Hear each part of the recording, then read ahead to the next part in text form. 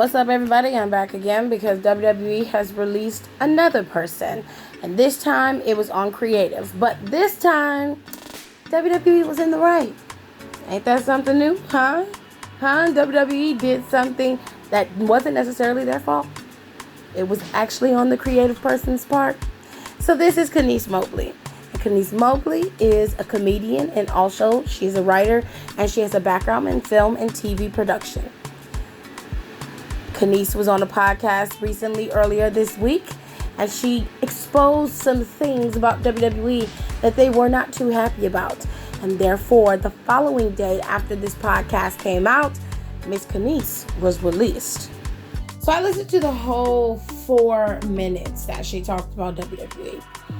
And I think I realized why Sis got fired. So Sis got fired because Sis gave up a little bit too much information about how WWE works backstage. Sis said, and I quote, "We come up with the catchphrases and hand gestures that the wrestlers are using in the segments in between wrestling." So those little promos they cut, those vignettes that they cut, everything that they're talking about backstage, they either have a bullet point that comes from the creative team, or they have a script verbatim, what they're supposed to say, how they're supposed to move, how they're supposed to act, all that good stuff, which puts a lot of blame on WWE for how WWE's superstars are presented, honey. That makes things so much clearer. Oh my God. But like I said, Sis gave up a little bit too much information about the inner workings of the backstage. So they said, bitch, you're not working for us because you can't keep your mouth shut. Okay? I'm all for you, being excited, but you should have read the room. You should have sat there and said, I am happy to work for WWE. I haven't quite started yet, so I can't give you all the ins and outs. And even if I did, I wouldn't do that. It would jeopardize my job. So I'm just going to say it's a great place as of right now. I'm going to sit and watch the product and learn it a little bit more so I can have a better way of navigating how I can give any input into this particular genre of entertainment, because even though it is not my main field in terms of my career, I do want to see where this can take me and what I can do with it. So I'm very excited about the opportunity, and I'm very thankful that WWE even considered me and hired me to be a part of the team. And I can't wait to get to work. That's all you had to say, sis. It's like you gotta grow up. You gotta grow up, Kenice, because in this world, the only thing that matters is how you present yourself. That's all that matters.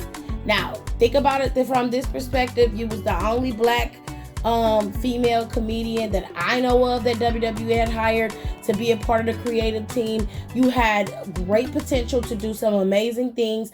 I know what you were capable of in terms of your writing and how you move. And for you to just throw all of that down the drain like that in this one little tiny interview, it really made me understand that you truly don't understand the world you was entering into and what you had to do, and you don't understand how your mouth can write a check that your ass can't cash. Your ass cashed it. She took a big chunk. Because, you could have did some really great things. And I feel bad because you a sister, and I like to support my sisters, but I gotta call a spade a spade, and the spade is you fucked up your own back, sis. Simple as that. Now, what made it even worse is that the girl had no knowledge of the product. We talking about not knowing who the actual name of the WWE champion is, calling Bobby Ashley. I got but I heard that. I couldn't help it, y'all. It was so funny.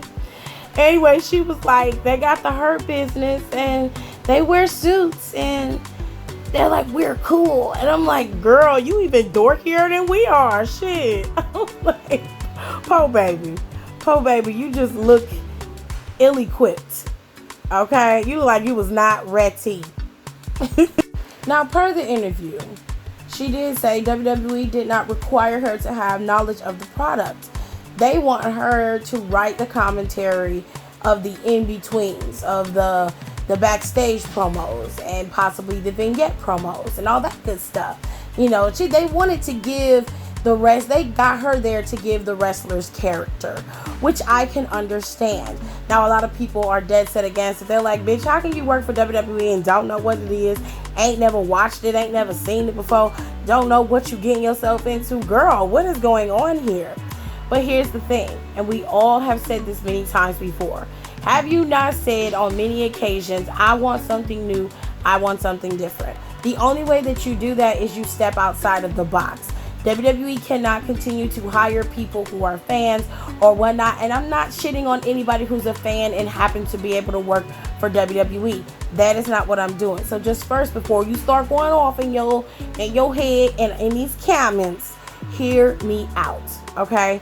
WWE does need to be unconventional and think outside the box. You do need to hire first-year film students, first-year TV production students, guys who are fresh out of school, fresh and ready. You want young comedians, young millennials, because why?